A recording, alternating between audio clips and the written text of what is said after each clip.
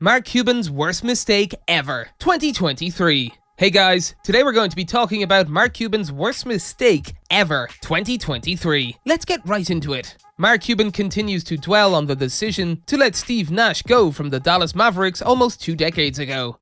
Cuban expressed his remorse, stating, "It's been nearly 20 years, and I still feel the weight of my mistake." Mark Cuban has been the owner of the Dallas Mavericks since 2000. Throughout this time as the team's owner, there is one particular decision that he deeply regrets and continues to do so to this day.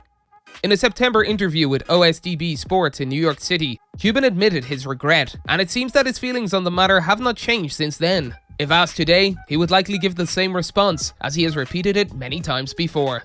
Letting Steve Nash go, "Yeah, I regret that. It's been almost 20 years now, and I still regret it," he said. According to Cuban, his biggest regret was letting Steve Nash go. Even after nearly 2 decades, he still feels remorseful about the decision. This is not the first time that Cuban has expressed his regret about losing Steve Nash in free agency. He has made similar statements multiple times, which demonstrates just how much this decision continues to haunt him. Mark Cuban has been vocal about his regret over letting Steve Nash go from the Dallas Mavericks. He has made similar statements in various interviews over the years, and in a 2020 appearance on the Rematch podcast, hosted by Ethan Thomas, Cuban called it his biggest mistake ever. He also revealed that Nash harbored resentment towards him for a long time because of the decision. Cuban had previously acknowledged his mistake in a 2014 interview with Rolling Stone, where he talked about how he loved taking risks to win, but some of those risks were not as informed as they should have been. He had also admitted in 2012 that he let Nash leave based on the advice of the team's medical staff, who recommended against re-signing him or spending a lot of money on him due to his deteriorating physical condition. However, Nash went on to prove Cuban and the doctors wrong. Nash's career was plagued by injuries, particularly related to a congenital condition called spondylolisthesis, which is a condition where a fractured bone shifts from its normal location and can impede on neighboring nerve structures. Nash's first encounter with this condition occurred during the 1998 to 1999 season when he played for the Dallas Mavericks, where he battled with back spasms and missed the final 10 games of the season. The Mavericks medical staff diagnosed Nash's condition as spondylolisthesis, which they believe dated back to his adolescence. Nash, however, took a proactive approach to his injury and learned about biomechanics and enlisted the aid of physiotherapist Rick Celebrini to outline the necessary steps Nash would have to take to remain on the court. Despite his injury, Nash continued to play, and in the 2000 to 2001 season, he helped lead the Mavericks to the playoffs, ending their 10-year playoff drought.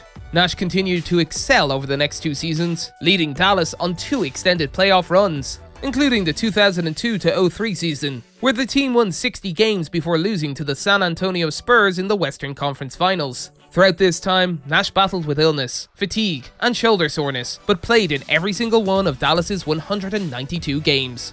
Although Steve Nash's body eventually succumbed to injuries, it wasn't until about a decade later. Nash's final season in the league was over before it even began, as his long-standing nerve problems in his back and hip resurfaced after he attempted to pick up a bag. Dr. Robert Clapper suggested that Nash's current issues may be linked to a condition known as double crush syndrome, where a nerve impaired in one area may make the individual more susceptible to other nerve problems along the same neural pathway. Prior to his physical decline, Nash accomplished great feats, winning back-to-back MVP awards while playing for the Phoenix Suns. Nash's success in Phoenix can be attributed in part to the run-and-gun offensive scheme implemented by coach Mike D'Antoni, which would go on to revolutionize the NBA. Under D'Antoni's system, Nash was able to showcase his skills as a playmaker and shooter, utilizing his vision and quick decision-making to create scoring opportunities for himself and his teammates. This style of play relied heavily on fast breaks, three-point shooting, and an up-tempo pace, which was a stark departure from the more traditional, slower-paced offense of previous eras. After being drafted by the Phoenix Suns in 1996, Steve Nash played for the team for 2 seasons before being traded to the Dallas Mavericks on the night of the 1998 NBA Draft. This trade occurred just hours after the Mavs acquired the draft rights to Dirk Nowitzki. The Mavericks' intention was to pair Nash with Nowitzki to create a winning team. During the 3rd year of the Nowitzki-Nash partnership, the Mavericks won 53 regular season games, which was their highest win total since the 1986 season.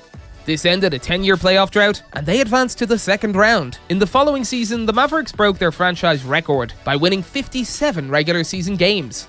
Then, during the 2002 to 03 season, they accomplished their first 60-win season and reached the Western Conference Finals. However, after the 2003 to 04 NBA season, Nash became a free agent, and the Suns offered him a 6-year, $65 million contract. The Mavericks had the opportunity to match the offer and retain Nash. However, team doctors advised against it, and Cuban ultimately listened to them. This decision has since been a source of regret for Cuban, as Nash went on to achieve great success with the Suns and win 2 MVP awards. That's all for today, and we'll be sure to catch you all in the next one.